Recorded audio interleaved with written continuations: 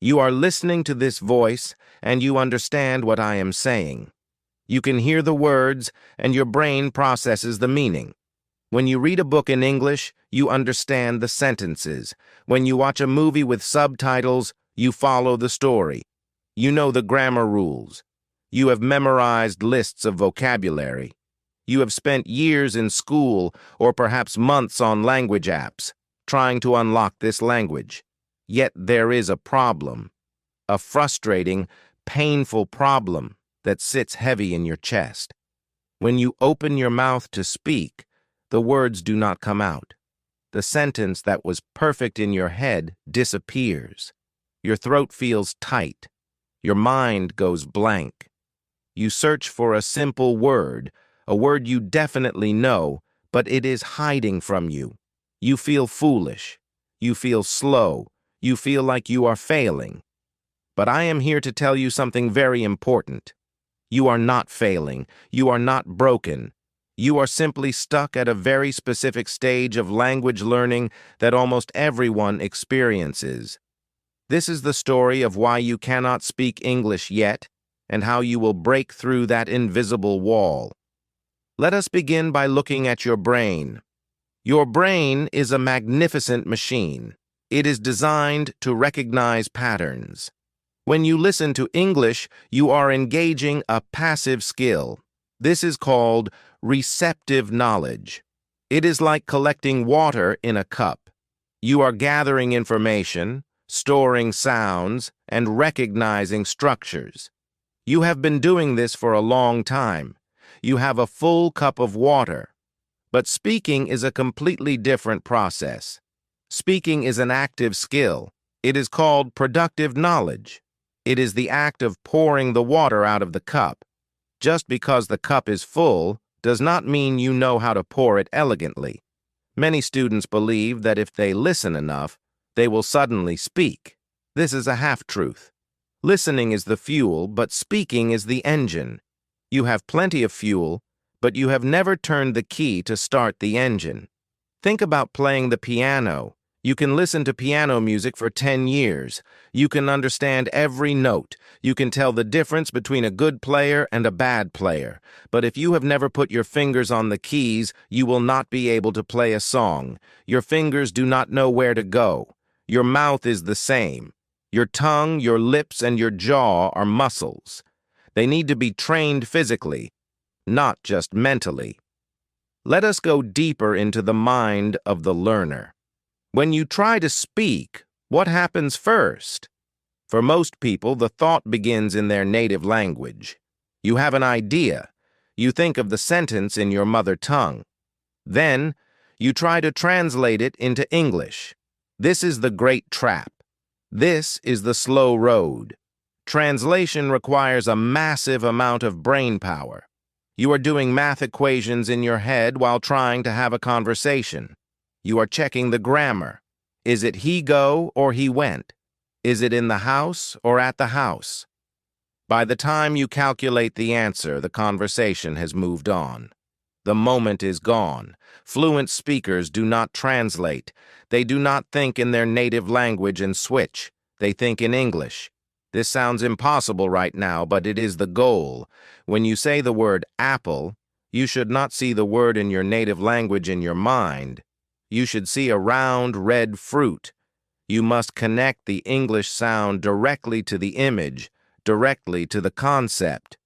This connection is weak in your brain right now because you have built a bridge of translation. We need to burn that bridge. We need to build a direct road. How do we stop translating? We stop trying to be perfect. The fear of making a mistake is the glue that keeps you stuck in translation mode. You want to say the sentence perfectly, so you check it 3 times in your head before you speak. This is called the monitor hypothesis. It is a theory by a linguist named Stephen Krashen. He says we have a monitor, a guard in our heads. This guard wants everything to be correct. If the guard is too strong, you become silent. You become afraid. You would rather say nothing than say something wrong. But here is the secret. You must speak bad English before you can speak good English. You must embrace the broken sentences. You might say, I study every day. I watch YouTube videos about English. I have watched all the lessons. This is good, but it is also dangerous. It is dangerous because it gives you the illusion of progress. This is the passive trap. When you watch a teacher explain grammar, you nod your head. You say, yes, I understand. But understanding is not acquiring. You are watching someone else exercise and hoping you will get muscles. To speak, you must move from passive consumption to active creation. You have thousands of words in your passive vocabulary. These are words you recognize when you read. But your active vocabulary, the words you can find instantly when you speak, is much smaller. This gap is normal. Even native speakers have a larger passive vocabulary than an active one. However, for a learner, the gap is a canyon. We need to build a bridge across this canyon. The only way to move a word from passive to active is to use it. You must force the word out of your mouth. It must leave your body. This is why reading silently is not enough. When you read silently, your brain is comfortable. It skims over the difficult parts. When you read out loud, your brain struggles. It has to coordinate your breathing, your tongue, and your intonation. This struggle is where the learning happens. You must feel the vibration of the English language in your throat. So, how do we fix this? How do we unlock your potential? We will start with a technique called shadowing. This is not just repeating after a teacher. This is becoming an actor. When you listen to a native speaker, I want you to copy them exactly. Do not just copy the words. Copy the emotion. Copy the speed. Copy the pauses. If they sound angry, you sound angry. If they whisper, you whisper. Imagine you are a child again. Children do not study grammar books. They mimic. They play with sounds. They make noise. You have lost this playfulness. You have become too serious. You treat English like a mathematics problem to be solved, rather than a song to be sung.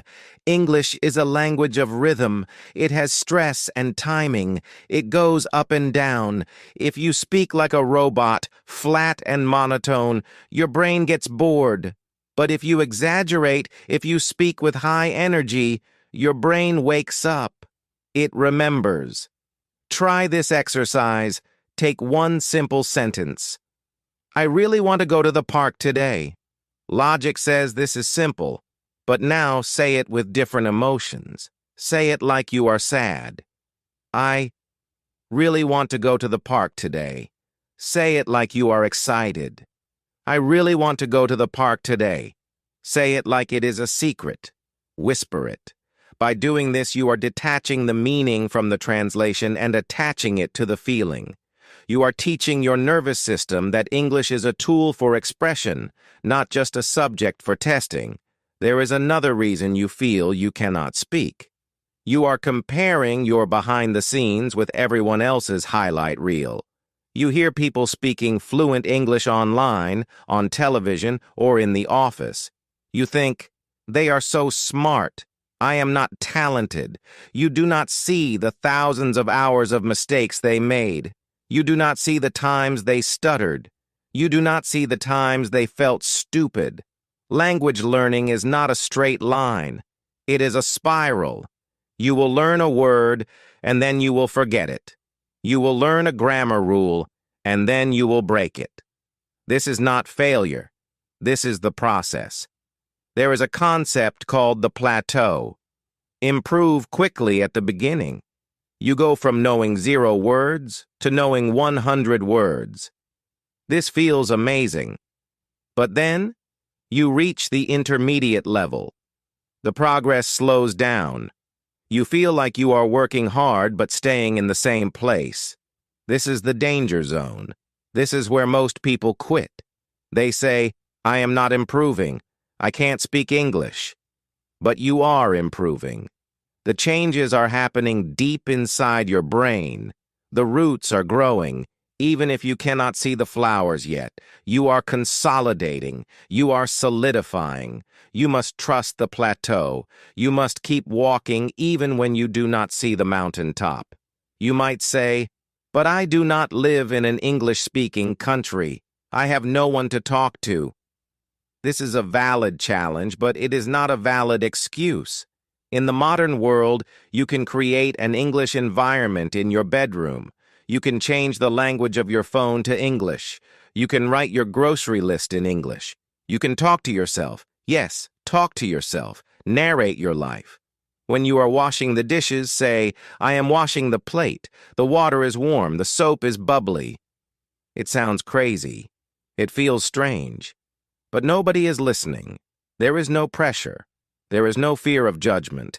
You are simply connecting your physical actions with English words. You are building the neural pathways without the stress of a conversation partner. If you talk to yourself for 10 minutes every day, that is 60 hours of speaking practice in a year. That is more practice than you would get in a typical language class. You are your own best teacher because you are always available. You do not need to pay yourself. You just need to be willing to feel a little bit silly. Let us talk about how you store words. If I give you a computer file with 1 million random letters, it is hard to read. If I organize those letters into words, it is easier.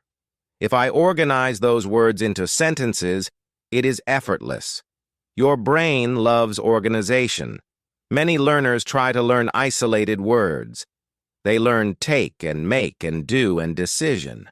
Then they try to stick them together like Lego bricks. They say make a decision, or do a decision, or take a decision. They get confused. Native speakers learn in chunks. We do not learn make plus a plus decision. We learn make a decision as one single block of sound. We learn how are you doing as one sound, not 4 words. This is called chunking. You need to stop collecting individual bricks and start collecting pre-built walls.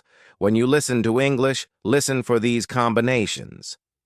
Do not write down the word depend. Write down it depends on.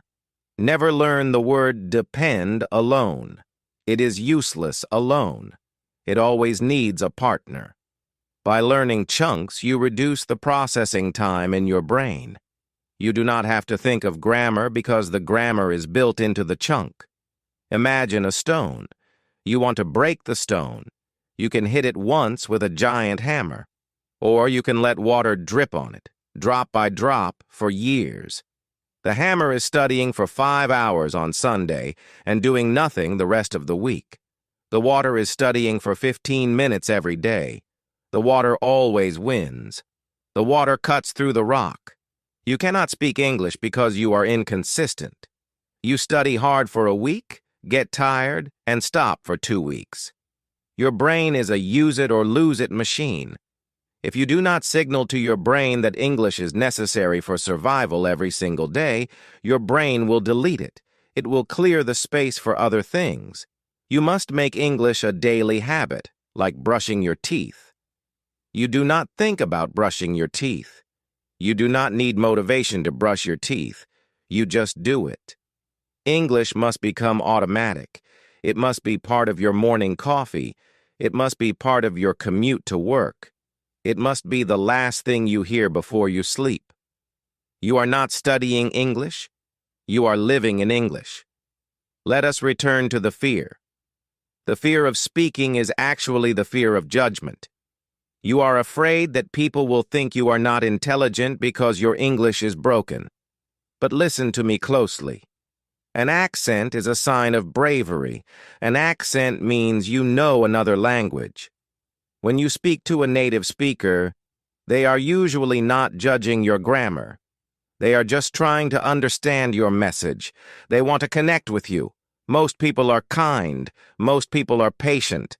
And the ones who are not, the ones who mock you, they do not matter.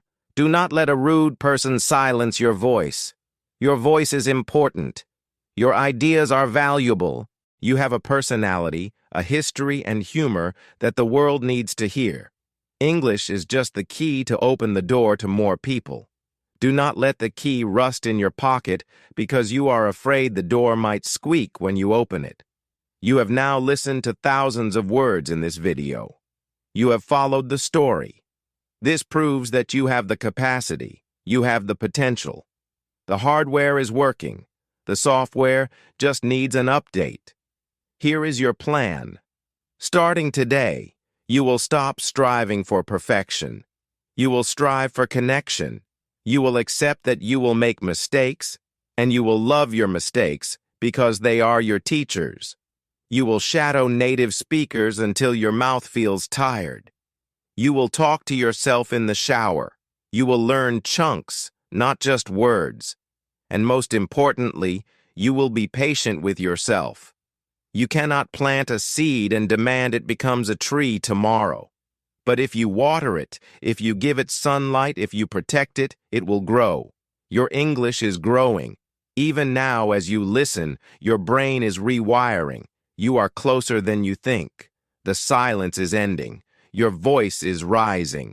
Unlock your potential. Speak.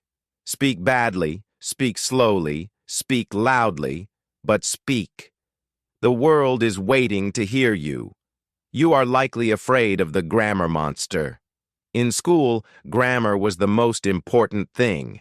It was the test. It was the red ink on your paper. You learned that if you used the wrong verb tense, you were wrong. You were punished with a bad grade. This created a trauma in your relationship with English. You now view grammar as a minefield. You are afraid to step because you might explode.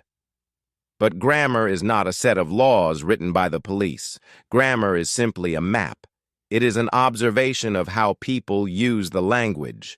Native speakers break grammar rules all the time. They start sentences with and. They use who instead of whom.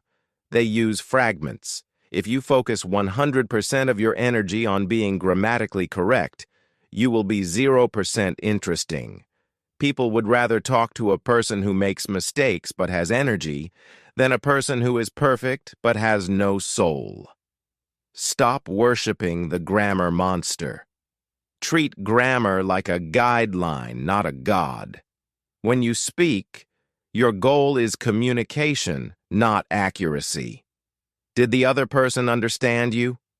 If the answer is yes, you succeeded. Even if you said, yesterday I go to the store, instead of yesterday I went to the store, the message was received. You can refine the grammar later.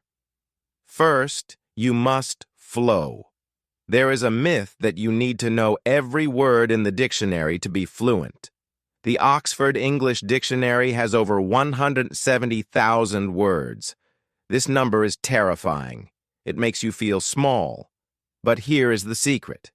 Native speakers do not use 170,000 words. In daily conversation, in 95% of all situations, native speakers use only about 3,000 words. This is the Pareto principle, or the 80-20 rule. 20% of the words are used 80% of the time.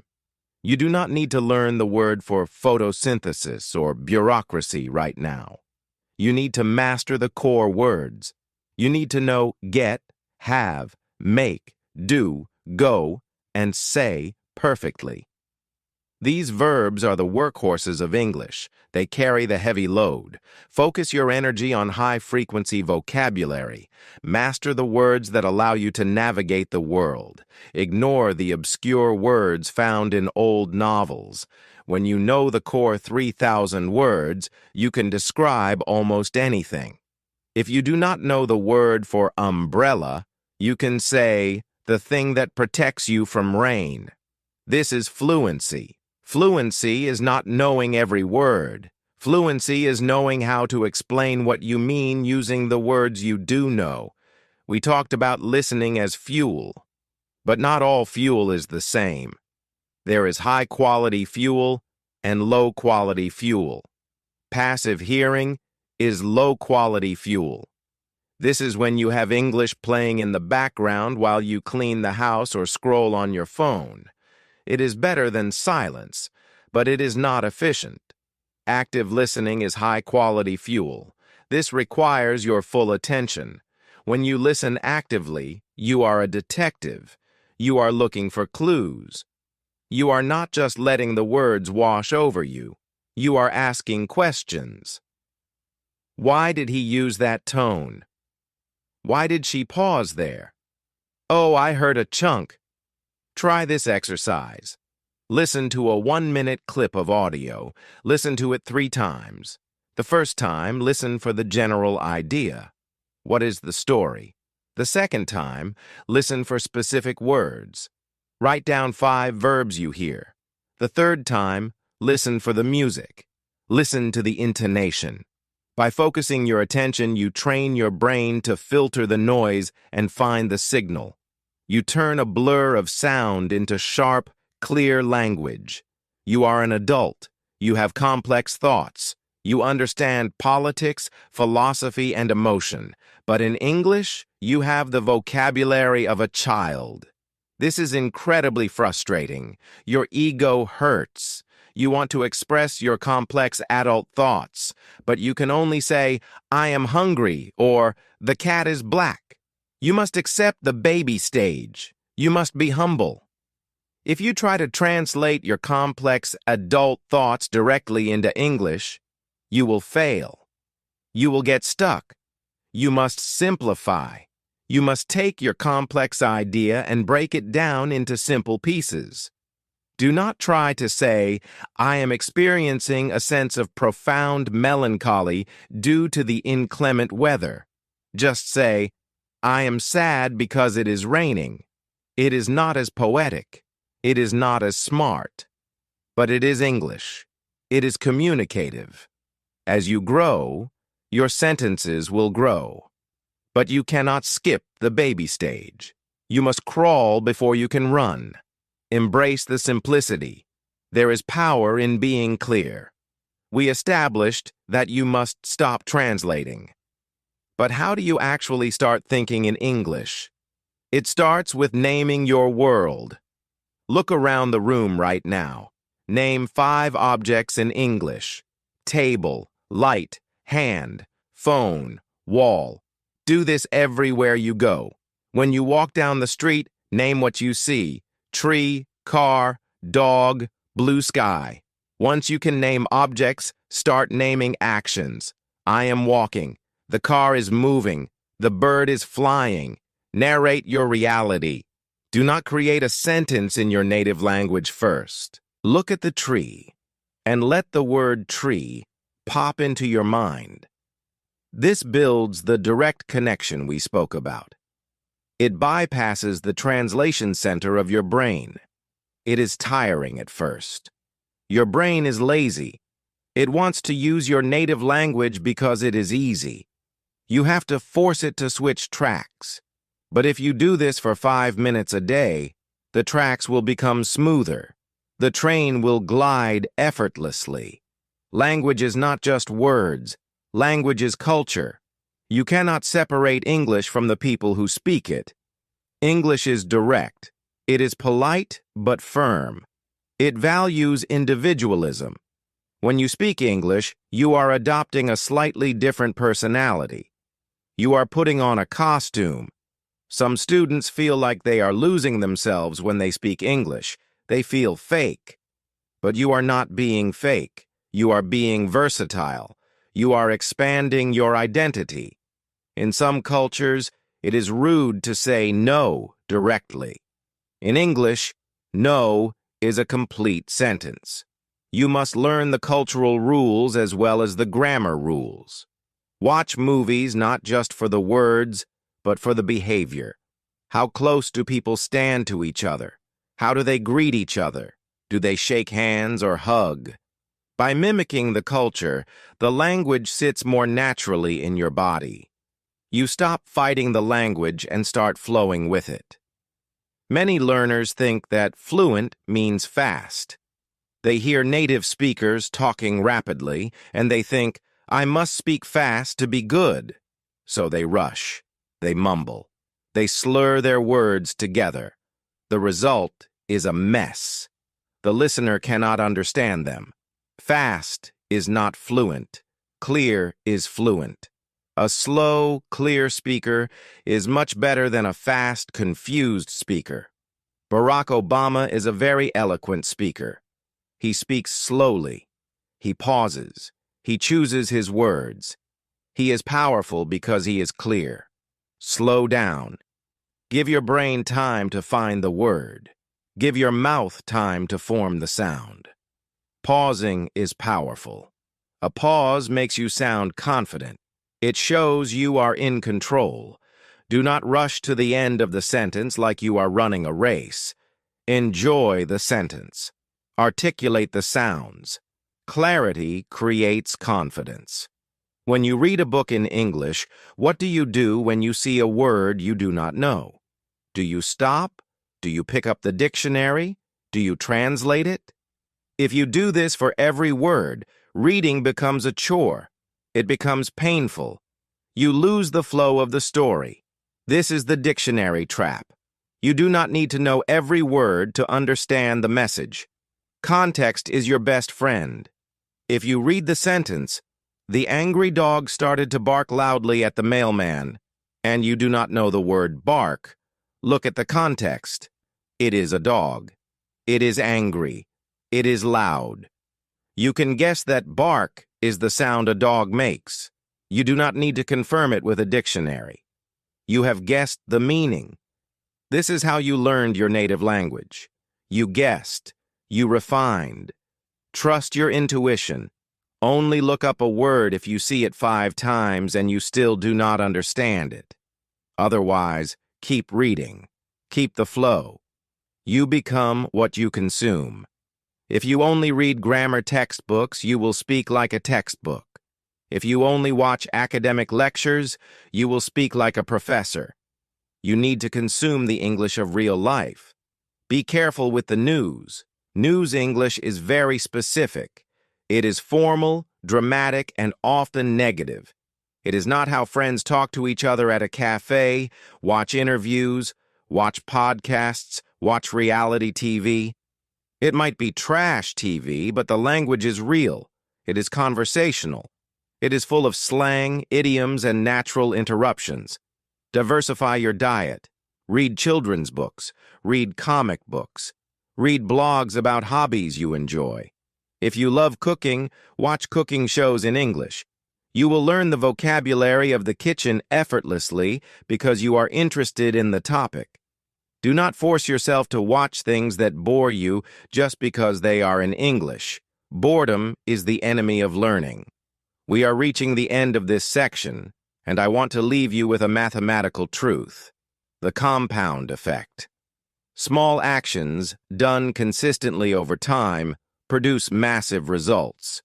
If you improve your English by just 1% every day, you will not be 365% better at the end of the year. You will be 37 times better. The math of compounding is magic. The first few months you see nothing. You are working hard, and the results are invisible. This is where most people stop. But you are different. You know that the bamboo tree grows underground for 5 years before it breaks the surface. Once it breaks the surface, it grows 90 feet in 6 weeks. You are growing your bamboo. You are building the root system. Every word you learn, every minute you listen, every time you shadow a sentence, you are watering the roots. Do not give up before the bamboo shoots up. The breakthrough is coming. It is inevitable. If you do not stop, you cannot fail. Keep going. The wall is crumbling. Your voice is emerging.